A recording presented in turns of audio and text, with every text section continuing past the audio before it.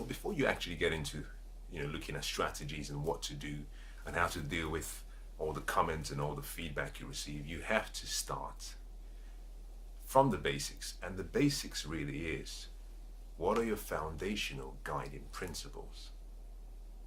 You must have those. Now, you all obviously should have like guiding principles or philosophies in various areas of your life. And this is no different. Well, this actually stretches across various parts of actually, different categories in your life, I believe.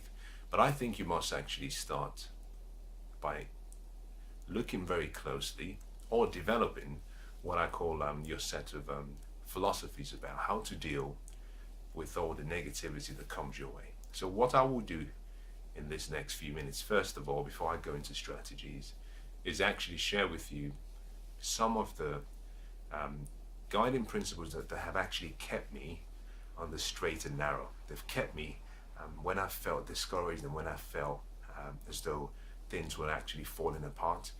These principles have kept me thinking straight. They've helped me keep my focus, because with a strong set of philosophies and beliefs, it automatically decides and helps you control how you think. And once you're thinking in the right way, it's very easy to keep your focus. It's very easy to almost disregard any distraction that comes your way. So let's get into the some of my guiding principles. I think it will be very useful, and you can adapt, you can change, you can modify, or you can just see whether it actually suits your personal circumstances at this present moment, or your circumstances, whatever that might be, sometime in the future. The first is really that no one can predict the future. No one can predict the future. Now, I want you to write that down. No one can predict the future, and that includes you. Now, this is no groundbreaking revelation, as I'm sure you already understand. But very often we forget that actually no one has the capacity. No one has been endowed. No one has been given any special gifts or talents to predict the future with accuracy. Now, when I talk about the second item, you would understand this, because I want to qualify it. The point I'm trying to make is, your past is something that has happened. We are now in your present. We're dealing with what's going on now. But your future is really determined by the decisions you make and the choices you make. Now, people can prophesy about the future, but to be able to predict the future with accuracy without your involvement is almost impossible. And the reason is because the only variable that is required in that future is you. So, except you're willing to participate with your critics, and except you're willing to participate in the story that has been drafted about you, and you're willing to do exactly what you've done in the past and repeat exactly what you're doing in the present, then you can be rest assured that your future will be different. And the reason is simply because your dreams and your goals, which you already have, hence you attracting all these people who obviously see something that is slightly different from what you've done in the past, is that because you have these dreams and goals, it automatically indicates change, and that you're moving from where you are to where you want to get to, which automatically should reassure you with the fact that what you've done in the past will not be the same as what you do tomorrow. So the first principle to bear in mind is that no one can predict the future. No one has the ability. Now, this feeds in very nicely into the second item, which is really that your past and your present, when combined together, does not always equal the future. In most cases, most people who might have comments about you, and most people who might provide you with advice, whether that be constructive or destructive, in some cases, and in most cases, they might be making the assumptions that they're, or presumptions, especially those who are within maybe your inner circle or your outer circle, these are people who know you, they might be making those presumptions and assumptions based on the knowledge they have about you, which is based on your past. Now, you don't need any, crystal ball to actually tell you what happened in the past. Your past is gone. You just simply have to go back and look through what you've done. So your past is there, but you must let go of your past. You must be willing to let go of your future, of your present, and you must be willing to focus on your future. The past and the present does not equal the future. The equation never works. Again, like I said before, the first principle is you are the most important person who can actually decide what happens in the future. I like what Dr. Albert Einstein has actually contributed to the world that we live in today.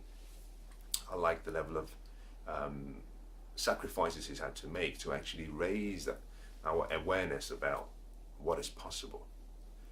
But there is a quote that is actually attributed to him, which says that men only use about 10% of their mental ability. And I think in many ways a lot of other well-educated people have used the same and have referred to the same quote, to the point where I feel that we've used that as we've used it as a glass ceiling.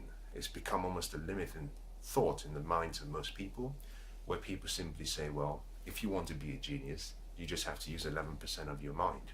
And I think that's been in itself very damaging to a lot of people, almost subconsciously. Now, I hesitate to say actually that it is possible that that statement or that quote may have been taken out of context. And without me really understanding or knowing exactly the full dimension of what was being discussed or why that statement was made or the quote was made, I don't think I'm in the right position or the right person to say it was wrong. But I have a different view. I have an opinion, and I am entitled to my opinion.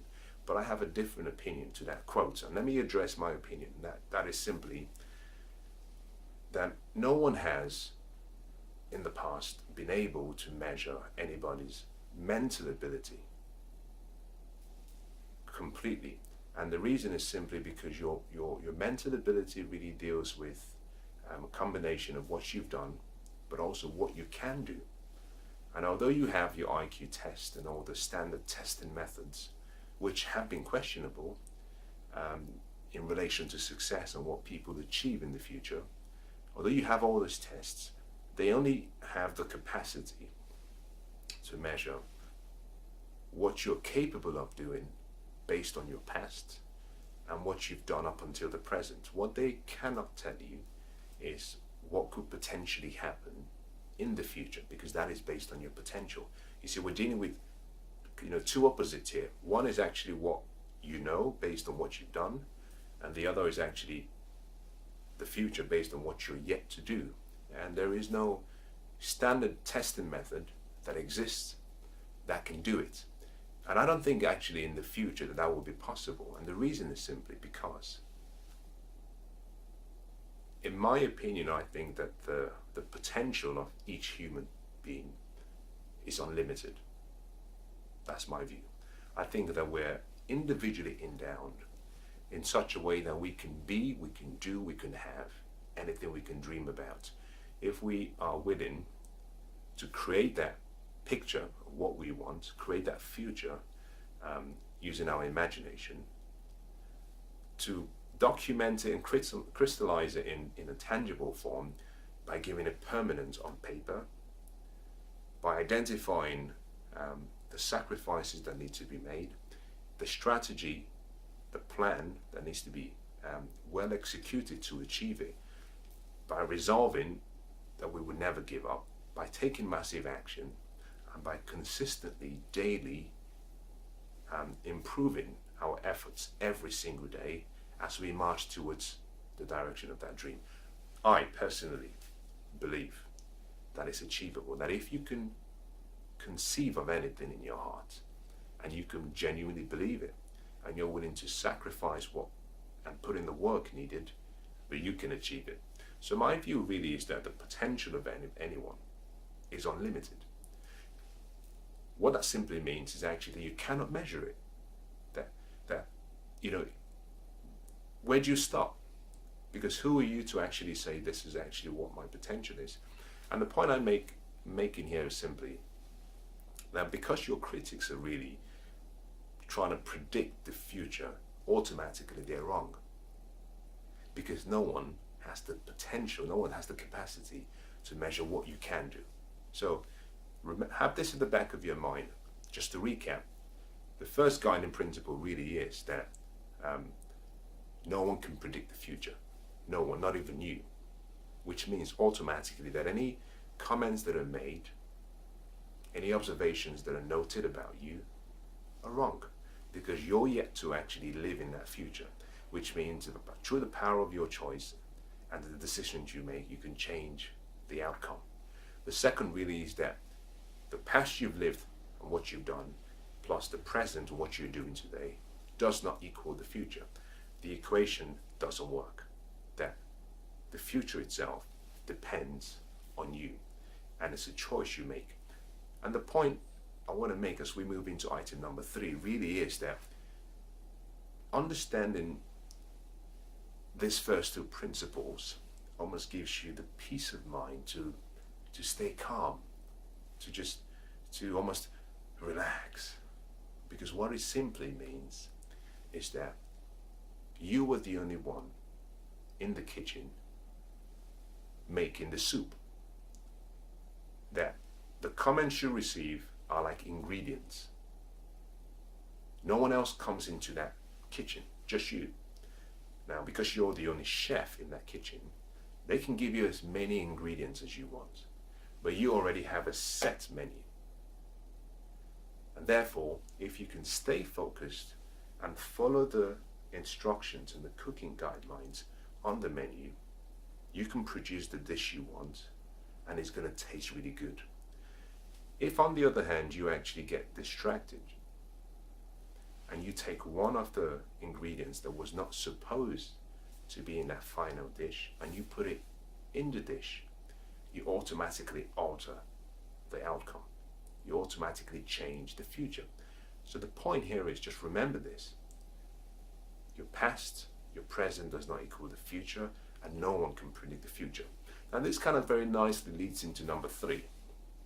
And number 3 is actually quite interesting. I love what is said in terms of, I believe it was Frank Sinatra that said, the best revenge is massive success. This is my view. I think a lot of people have been distracted and are distracted by trying to follow that guiding principle. Again, the circumstances under which it may have been said could have been applicable, could have been okay, but this is my view, is that you really what you really do every day, if you have a dream you're trying to achieve, is you're simply trying to manage your focus and your energy. Now, if at the back of your mind subconsciously you're thinking, I have to revenge, I have to prove them wrong, then it automatically means that their opinions have actually gotten to you, that the opinions other people have, that you believe that those opinions perhaps are even worth considering. So hence, I think that is the wrong philosophy to have, even to start with, that you must really just dismiss, because actually assuming or wearing that hat that says, I have to succeed to prove my naysayers wrong, it's you actually almost disregarding the principle 1 and principle 2, is that you simply have to say to yourself, I'm going to succeed because I'm born to succeed. I'm going to succeed because I'm destined to succeed. I'm going to succeed for myself. Part of the reason I say this is simply because actually, when you're running a race, it's important to know where the finish line is. If you know where the finish line is, you can set the pace that you run the race to ensure that you actually achieve your goals and your dreams for that race based on your standards. On the other hand, if you're thinking, I have to succeed to prove them wrong, then it automatically means that someone else is actually setting the terms of the race. So what happens if they keep moving? What happens if they keep making new comments? That means you have to keep working to prove them wrong. And where do you draw the line? So my view simply is that the third guiding principle you have to have is make it a decision that you decide what success will be based on your terms. Decide what success will be based on your terms. Never, and I draw the line, never run a race where the terms and the finish line of the race has been set by other people. Because otherwise, you keep running that race and you never stop, because you will always be trying to prove someone wrong.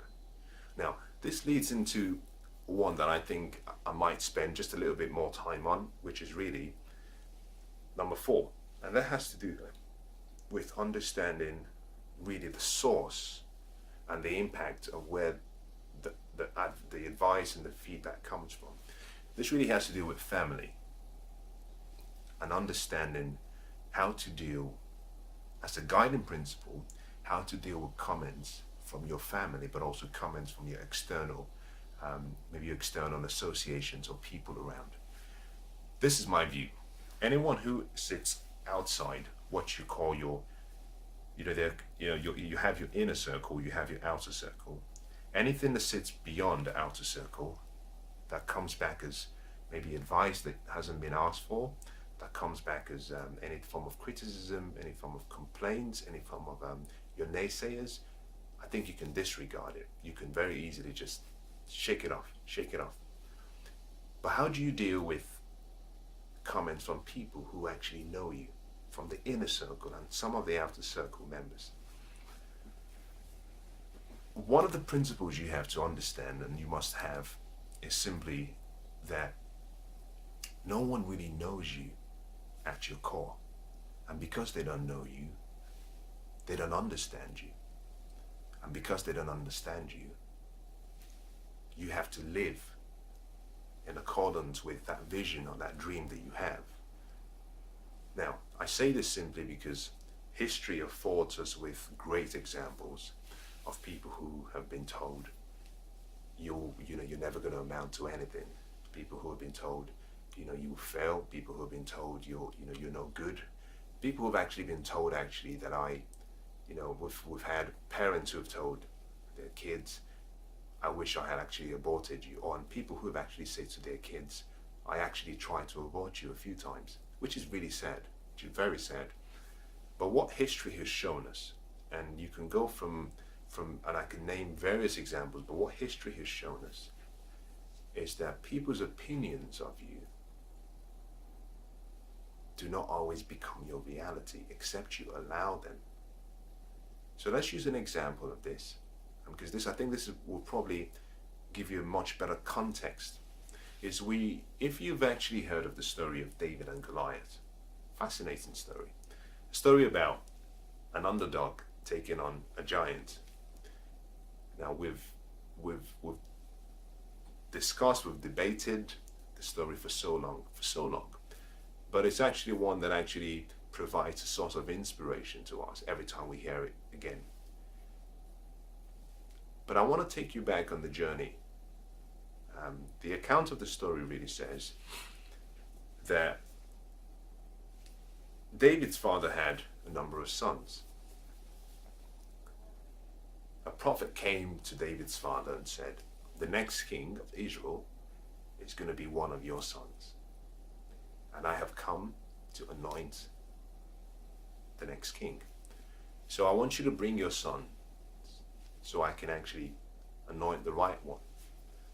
Now listen very carefully, because actually in this story actually is hidden one of life's very, very interesting but also very sad lessons and facts about life.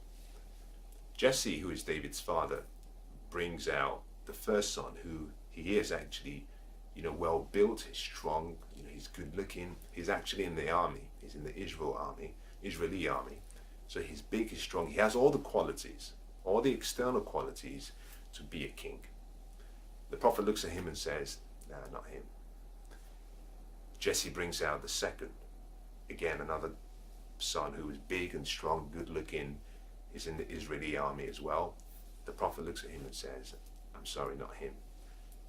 Now Jesse brings out 7 of his sons, and for each of them, the prophet says, "None of them, I'm sorry." It took the prophet, it was the prophet who asked Jesse, "Are these all of your sons? Because none of the ones you've shown me is going to be king. None of them is the right king." And Jesse said, "Yes, well, there's one more. He's a shepherd boy. He's playing in the woods or in the forest with the sheep. But he's young. He dismissed David completely dismissed David." And the prophet said, "Well, I'll wait. Go send for the boy. Send for the boy. I'll wait." As soon as David walked in, the prophet stands up and says, "This is the king." And he anoints David. Now, what I find really remarkable about that story is that Jesse knew all of his sons because he had raised them. So he knew their strengths and he knew their weaknesses. But what I find really fascinating is that when he was asked to bring out his sons, he made a judgment based on the past, based on the information he knew about his sons. But he couldn't see beyond what the eyes could see. He couldn't see actually the potential in David. That it took someone else to come and actually say, "This is the person who will be the king."